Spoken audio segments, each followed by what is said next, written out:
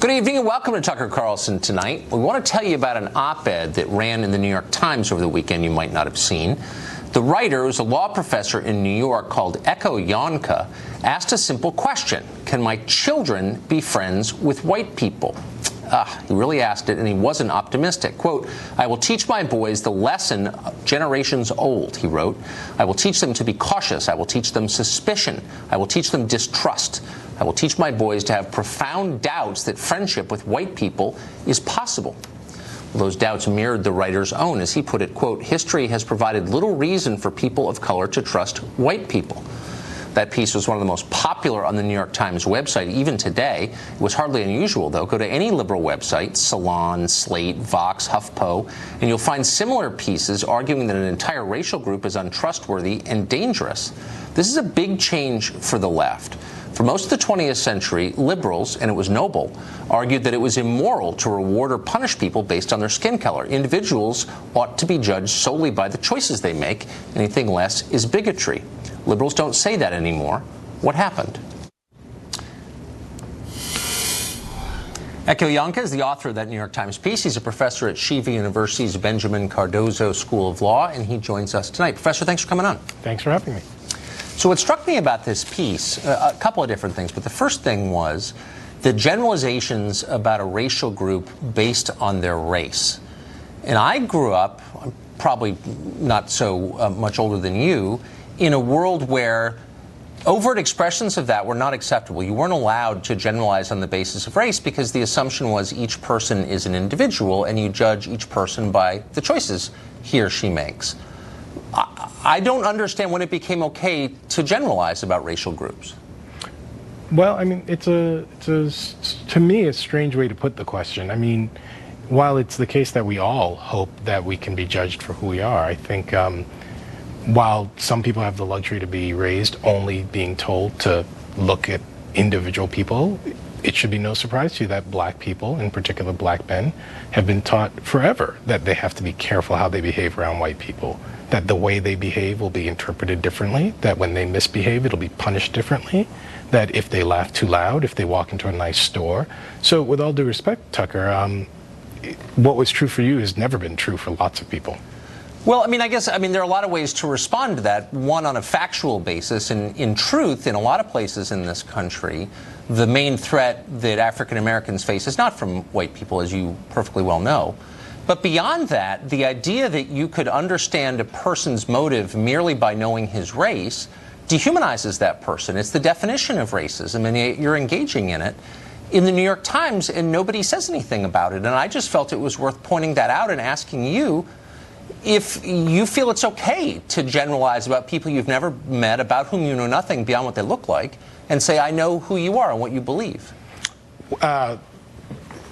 So I first want to respond to the first comment. I think is ought not be let lie. While it's true that, of course, people of color face threats from other people of color, it's also true that white people face the overwhelming threat from white people. That is, right. People face threats from who they live beside. So That's right. I find exactly. But I think it's fair to point out that we oughtn't be distasteful and say things like, well, the great threat. It does feed a certain uglier narrative that we don't want. But to your core point wait, hold on. Why does the truth ever feed a, quote, ugly narrative? The truth is worth telling for its own sake because it's true. You're welcome to tell the truth, but it is deeply suspicious that people are so quick to say things like the main threat facing African Americans is other African Americans, but you never hear anybody say the main threat facing white people is white people.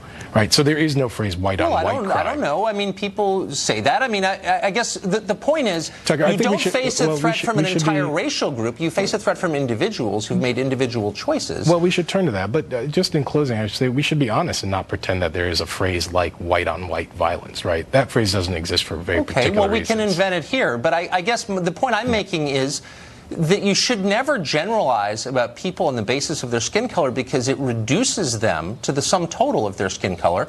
And again, that's the definition of racism. And you're engaging in it in this piece. And I don't think it's helpful. I think it's wrong. Well, so I just entirely deny that. What I said was that you should generalize and dislike people because of their skin color. What I do think is true is that in a world in which things have gotten ever more dangerous for people of color, it is in fact the case that that undermines our ability to trust each other across racial bounds. And here's what's true, or at least here's what I wrote. Not that white people are unavailable for friendship, but in this world, it is up to our white friends and allies to be sure to stand up for those who are under attack. If I want to prove that I'm the kind of person who can be your friend, that means that when something is actually threatening you, I actually have to be there for you. Okay, but again, you're making generalizations across racial groups. So you say, for example, I will have to discuss with my boys whether they can truly be friends with white people. History has provided little reason for people of color to trust white people. I have profound doubts that friendship with white people is possible. Again, that's these absolutely are okay, yeah, but that's absolutely right. If I were to write, you know, I was mugged as a pizza delivery boy, and I told my children that they should never trust anyone who looks like the people who mugged me. That would be, I would never do that. I think that would be immoral. But it would be the definition of racism, because I would be equating the people who mugged me with everyone else who looks like them. I think if that's the only part of the article you read, it might sound like that. But of course, the article has a much richer argument. And the argument I make is, look, in a country where it turns out that when the most vulnerable people of color are under threat, those who they count on are nowhere to be seen, or at least for some group of people.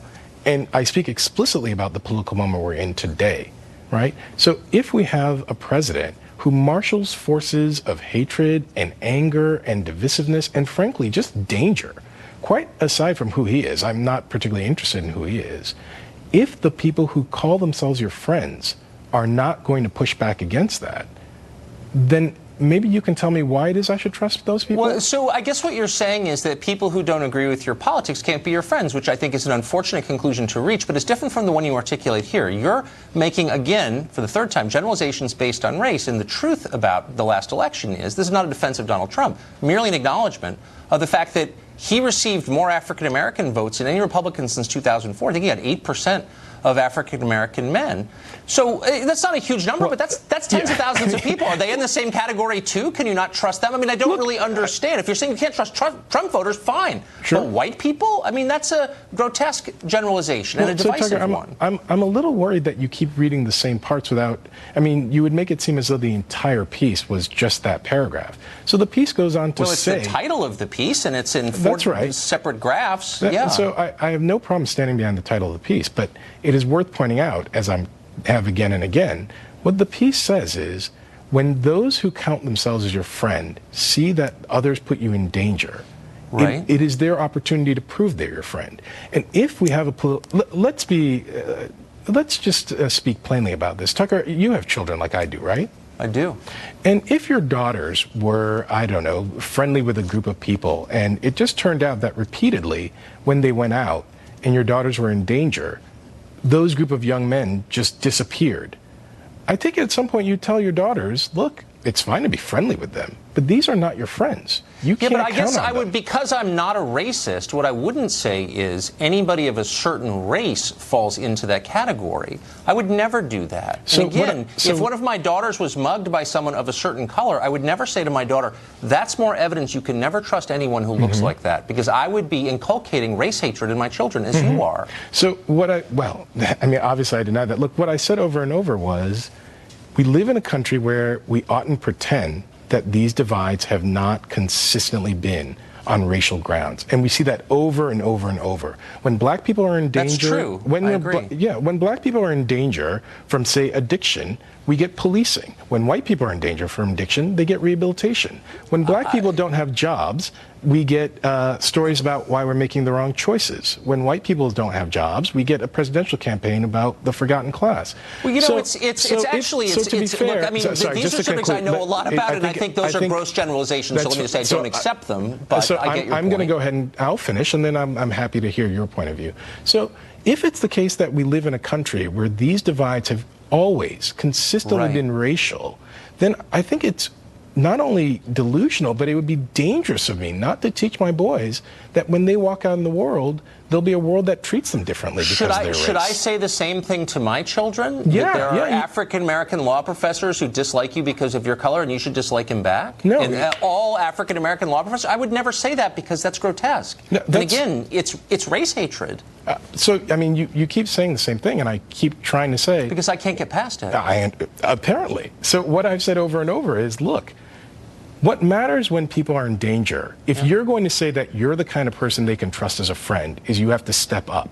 And when it's the case that these friendship lines break down on racial lines, then it's your turn to step up because of these racial lines. So if I know that in my school there's a tense point because everybody hates the Filipino student, when the Filipino student walks into my area, I'm going to make sure that he knows I'm an ally. I'm not going to disappear when he's in danger. And then, placate myself by saying I'm his friend. You can't have it both ways. But I agree with you. It's when you implicate people you don't know, simply because of how they look, that you cross the line. And let me just ask you, and I'll end on a question and let you answer it quickly, which is, how would you feel if I told my children in an op-ed in the New York Times what you told your children, but the colors were reversed? Actually, Tucker, can I ask you a question? Of course. Will you teach your girls to be cautious around men until they prove that they are men that can be trusted? Men, but not men of a certain race, because I don't think that the races are as different as you think they are. You think one is good and one is evil. That's what you said in your piece. I didn't at all say that in the piece, and if you can cite that, I'd be very happy to see it. But what I did say, you can't trust them. I did say no. I did say that, and I think in the same way. I don't know if we're making headway, but I'm going to give you. I asked you a question. Can you answer it? How would you feel if I wrote that piece? No, forgive me. You asked me a question, and I returned the question, so I want to conclude on that. Look, in the same way that you will teach your daughters to be careful around men until they prove that they can be gentlemen. If somebody said, oh my God, that's outrageous, Tucker Carlson is teaching his daughters that men are evil, that would be laughable. You're conflating sex with race. Forgive me. No, you forgive me, because we acknowledge differences between the sexes, but not significant ones between the races. Well, and so that's sophism, what you're doing right now. I don't think it's sophism at all. I find it remarkable that you can live in the America we live in and pretend that we oughtn't see that racial lines are equally divisive. That's not what I was saying. I said, would you be okay with me writing this piece to my children if the races were reversed? Because the facts are different, Tucker. Okay. Listen, because one goes bad, one's good. All right, got it. That's absurd. If I don't teach my boys how to be cautious, how to be careful, how to be perceived in the right way, I'm not just risking their feelings being hurt. I'm risking their bodies being broken. Should I teach my kids that? You don't teach your daughters to be cautious until they can be sure that the men around them are trustworthy? That's not what the conversation is about. It's not about sex. It's about race. Right. And no, I don't teach them that there are dramatic differences between the races because I'm not a bigot. So to be sure, it's fine for you to care for your daughters and make sure that they're healthy and well. But if I care for my sons in the same way... That is sophism, ladies and gentlemen. We're out of time. Thank you, Professor. I appreciate it. You're coming on and explaining that. Thank you.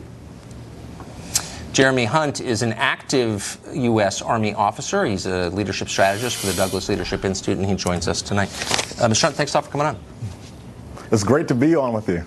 It's great to be on with you. It just seems to me, the reason I want to do that segment was I feel like there's a lot of, to be blunt, racial tension in America, and I want to make sure that everyone with a public voice is doing his or her best to make it better. And part of that means treating people as individuals rather than as caricatures, I think. Absolutely. I mean, and of course, everything I say on the air is just my personal views. I just find it incredible that here we have a law professor spewing out such divisive rhetoric, stoking fear. I mean, when I was young, my father taught me just the basic principle. He said, me, especially as a Christian, that I should love my neighbor regardless of their race, that I should strive to live in harmony with people regardless of what they look like. I mean, these are basic principles that people learn in grade school. How is it that at 24, I'm having to tell a law professor not to make these generalizations of entire groups of people? It does seem like that is the line. I mean, you have to keep alive the possibility that just because people look alike doesn't mean they are alike. Do you know what I mean? I mean, I look like, I guess, there are a lot of terrible white people through history. I'd hate to take responsibility for their crimes. Do you know what I mean? I want to take responsibility for what I do and not what anyone else does. That seems fair to me. Exactly, and the more we kind of engage and entertain these conversations about how entire groups of people are racist, the more we're actually playing into the hand of actual racists. I mean, if you're a white supremacist in this country, you're guaranteed news coverage, you're guaranteed to talk about all these great things, and we play right into their hand. I mean, we are basically carrying out their goal of a divided United States when we see pieces like this come out in the New York Times. I mean, it is deeply disturbing. When did we start believing in collective guilt? You're responsible for things done by people you've never met. When did that become a concept? I thought the whole point of America was that we don't believe that. Well, exactly. And basically, if you look at after the civil rights movement, the new kind of protest politics, they took on this new line of basically everyone's going to feel this collective guilt, and we're going to trade you some type of moral authority in exchange for making you feel better about your guilt. I mean, it's ridiculous. It's divisive. And instead of viewing people based on the content of their character, we're still seeing this kind of movement to try to basically make displays of social justice and make displays of, we're helping the inner city community or whatever it might be, without actually looking to see if these policies are actually having a positive effect in our country. Yeah, it's creating wounds that will not heal for a long time, unfortunately. Mr. Trump, thank you very much. That's exactly right. Good to see you. Middle-class Americans under a lot of stress these days. Will the House Republican tax plan actively help them or not? We'll put that question to a top House Republican, one of the people who wrote the legislation. That's next.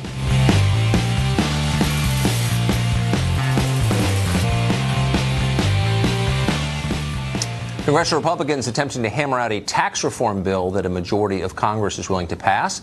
Who would win and who would lose under a final compromise? Will the bill do anything to help the people in America who are under the most stress? Congressman Kevin Brady represents Texas. He's the chairman of the House Ways and Means Committee, which is a big deal in Washington. He joins us now. Mr. Chairman, thanks for coming on. Tucker, thanks for having me. So under this proposed legislation, the White House is saying that corporations will get a tax cut in order to create more jobs and raise wages.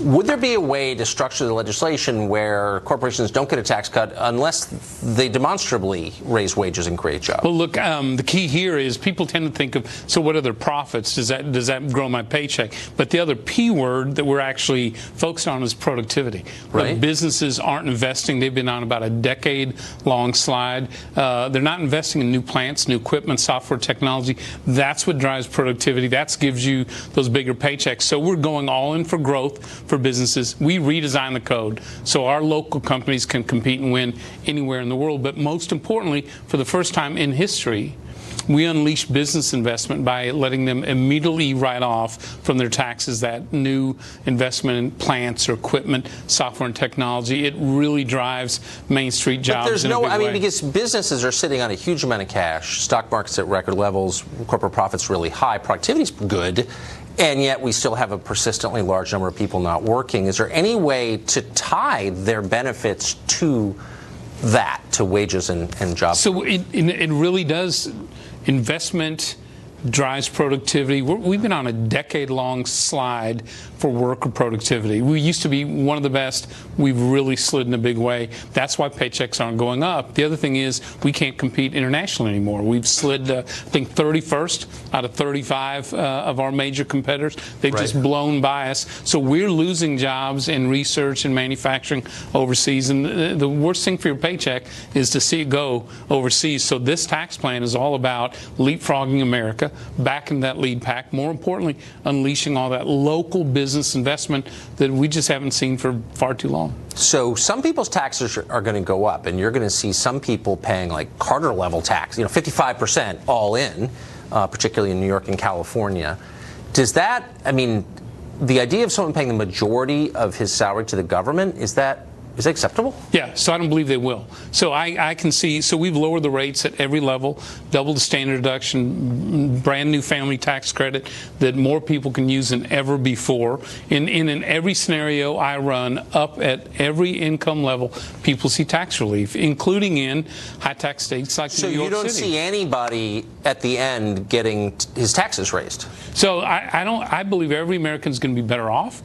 either with lower taxes or higher paychecks going forward. And in high tax states, because we keep the mortgage deduction, the charitable deduction, the property tax deduction at twice the national average, all of that adds, in my view, Tucker, to tax relief. I certainly want that to be true for sure. But Mitch McConnell the other day said, nobody in the middle class is going to see his taxes go up. And then he walked it back famously and said, well, actually, you know, there may be some people. I mean, that scared people hearing that. Well, what I know is this. When you double that standard deduction, lower the rates at every level, create this new family tax credit, that provides relief across the board. And the Joint Committee on Tax said there is income tax relief at every income level.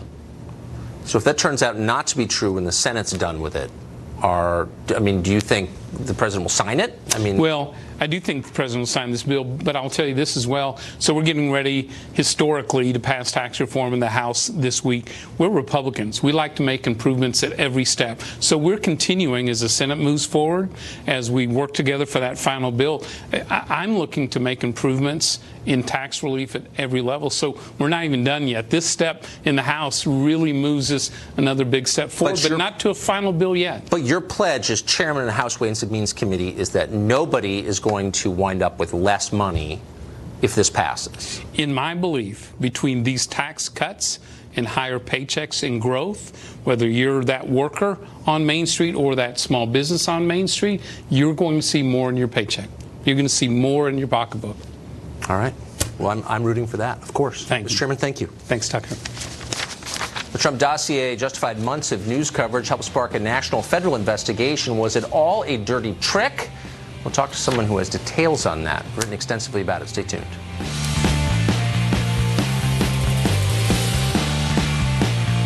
This is a Fox News alert. We've learned tonight that Attorney General Jeff Sessions has ordered federal prosecutors to evaluate the Uranium One deal for possible irregularities. That evaluation could result in the appointment of a special counsel to investigate it.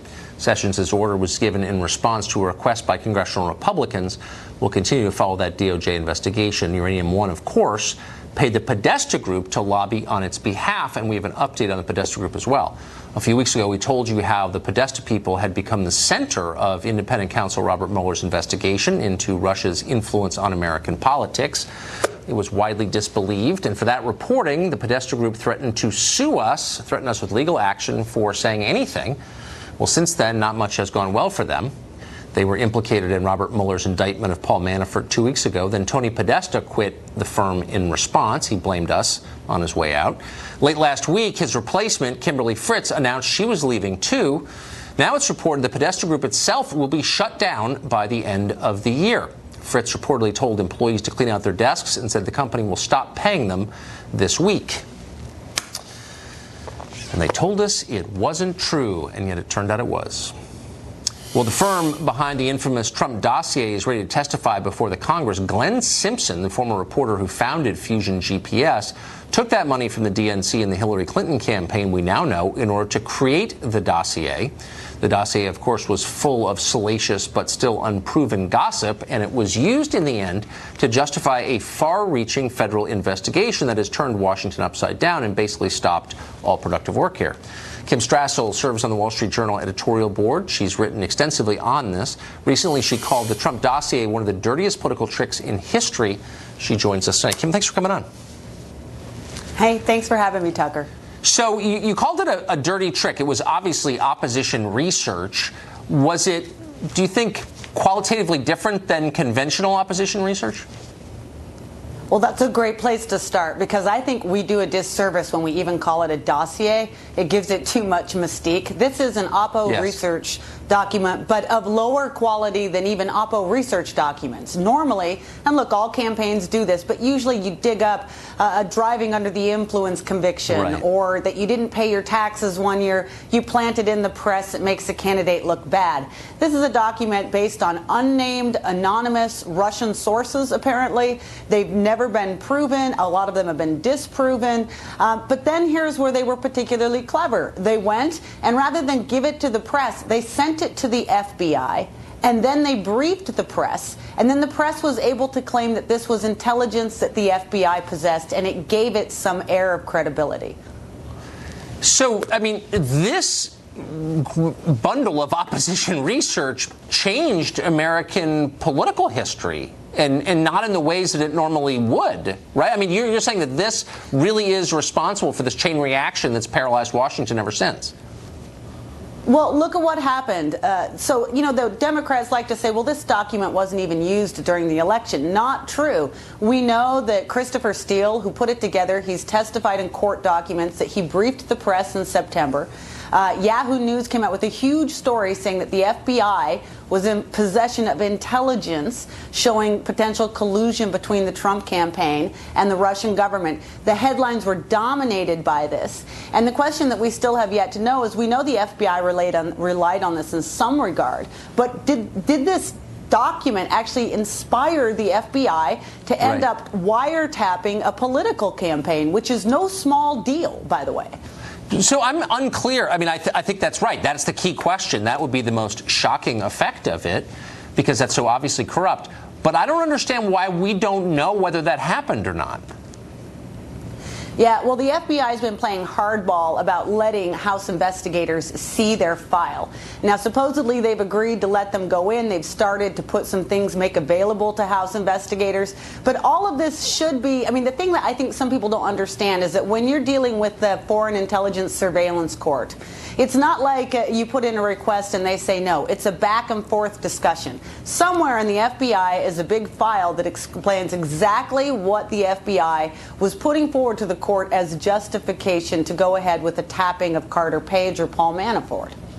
But I mean, the House oversees the FBI. I mean, I don't understand how the FBI can just ignore that. If I get subpoenaed by House investigators, can I just give them the finger and go to Barbados and just think it's okay? I mean, how are they allowed to ignore that?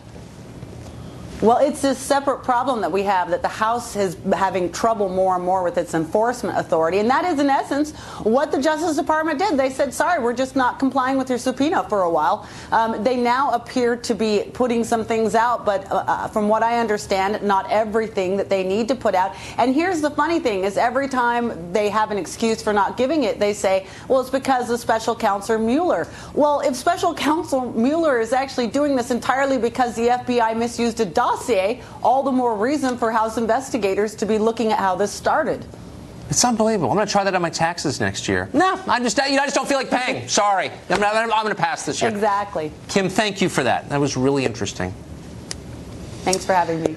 We're talking about the tax bill. It turns out America hands out billions in tax breaks to illegal immigrants and the companies who employ them every year. How does that happen? Can it be stopped? We've got details on that next.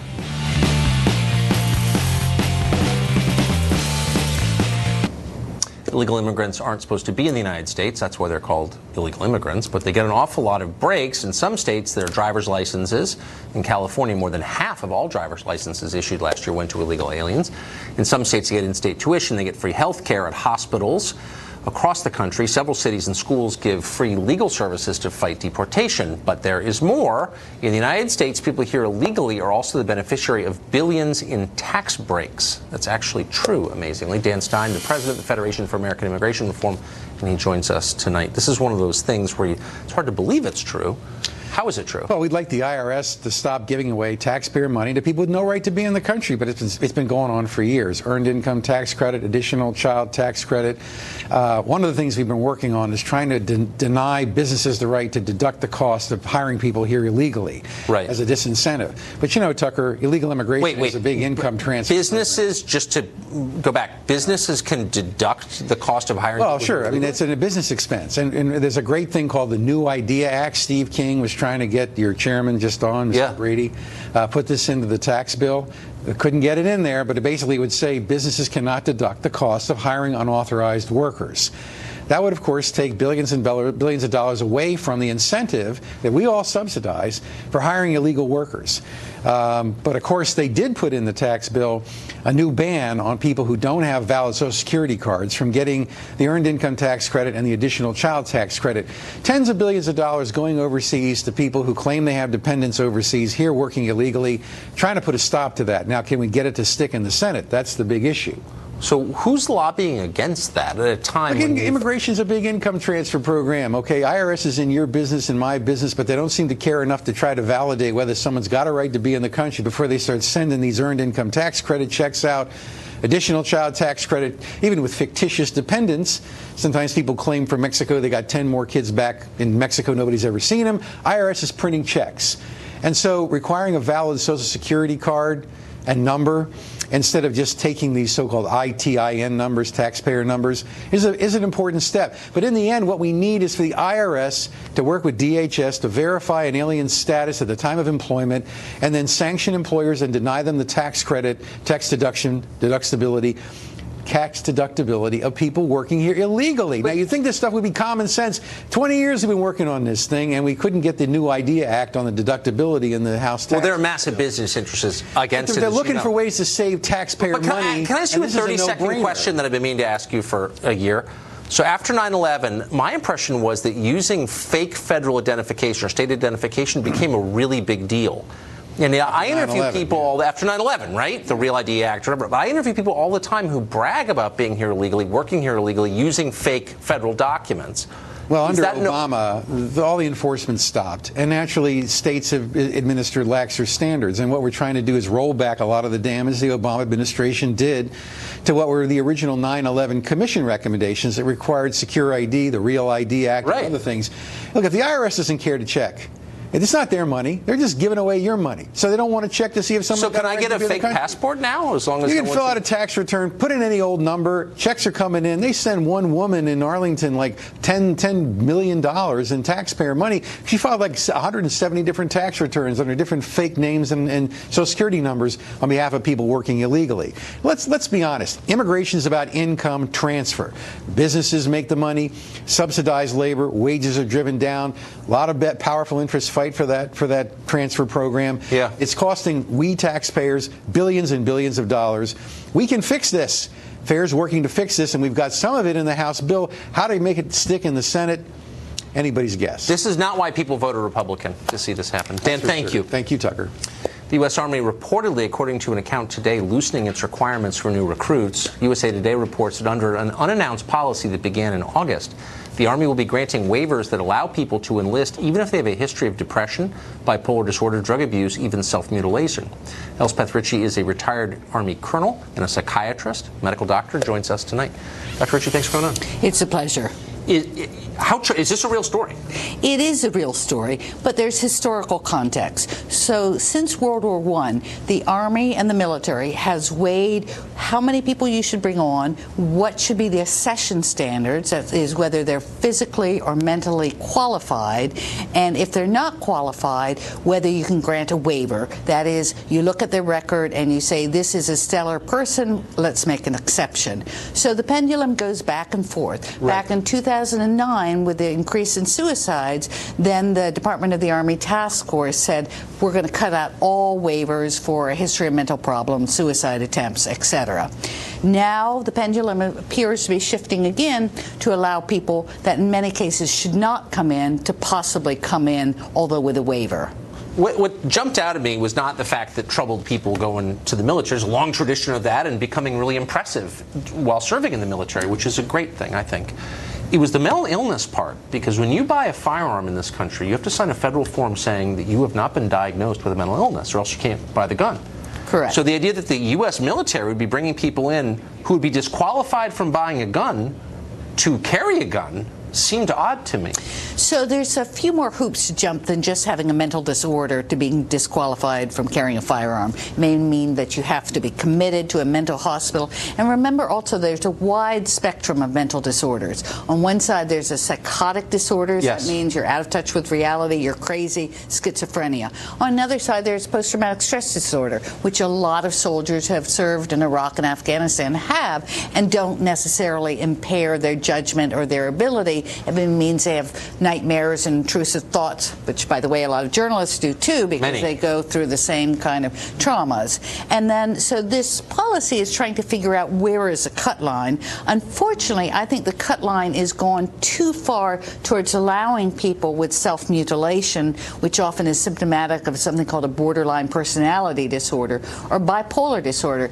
Bipolar disorders should not be in the military because they often need to be on lithium. Lithium is a medication you have to monitor. You have to take blood levels. Yes. If you're driving down a desert in Iraq in a tank, and you're getting dehydrated, as often happens, you can't be worried about what is my lithium level.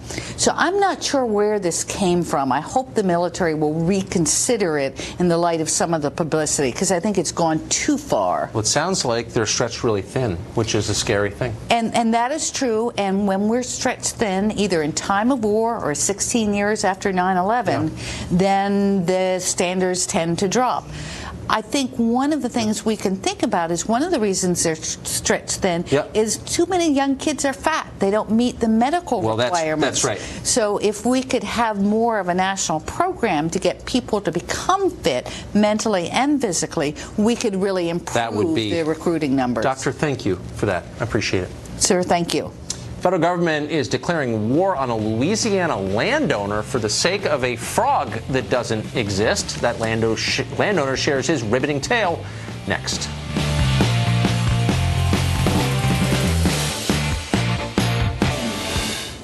Edward Poitevin is a landowner in the state of Louisiana. Like most people, it's his land. He'd like to use it the way he wants to.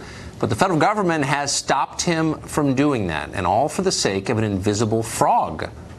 In 2011, Poitevin was informed that his 1,500 acres had been designated a potential habitat for something, we're not making this up, called the dusky gopher frog. The dusky gopher frog does not actually live in Louisiana, assuming it exists at all. The designation effectively bans development of his land, though. Edward Poitevin joins us tonight. Mr. Poitevin, thanks for coming on. Thank you, Tucker, for having me. I appreciate it. And now, did I misstate that? Have you ever seen a dusky gopher frog on your property? I have never seen one because it's not there, and it has not been seen in the whole state of Louisiana, according to the Fish and Wildlife Service, since 1967.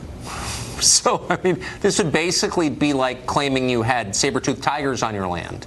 Why, since it's extinct, did they claim it was there? They claimed it was there because they want to have us give over our land so that they can cut every tree on 1,500 acres and turn it into a frog resort. They would absolutely have to maintain it every year, keep the land burned every year, and by the way, we own the property all around it, so would you want to live near a property that is being burned every year? I don't think so. Wait, so the frog is extinct.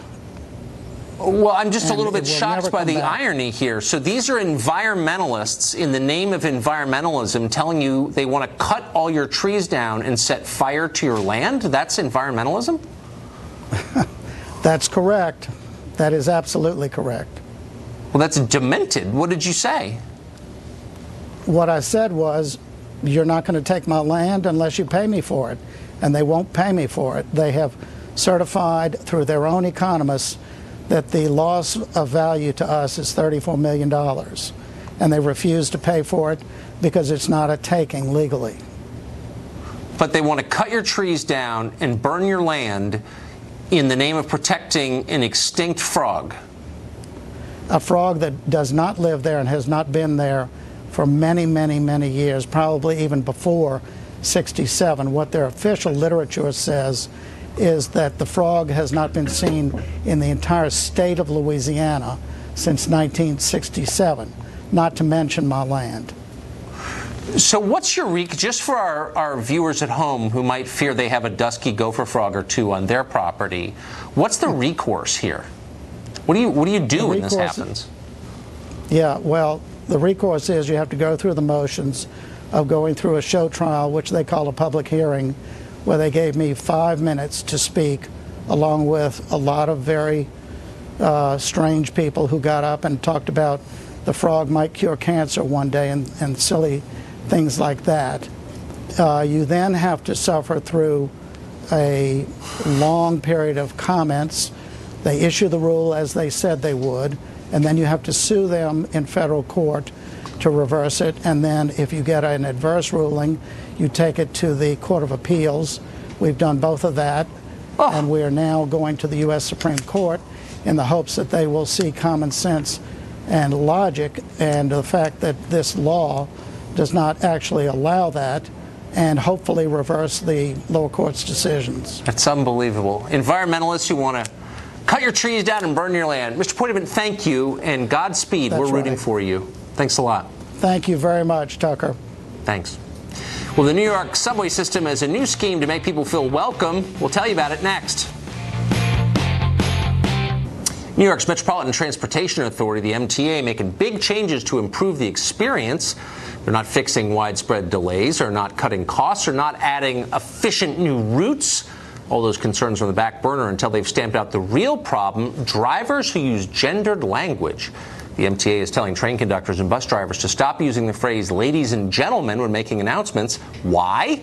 Because the phrase conjures up the sinister notion there are only two genders, while cutting-edge scientific research by Facebook has shown there are actually millions of genders, with more being discovered every day, like Hindu deities, an infinite number.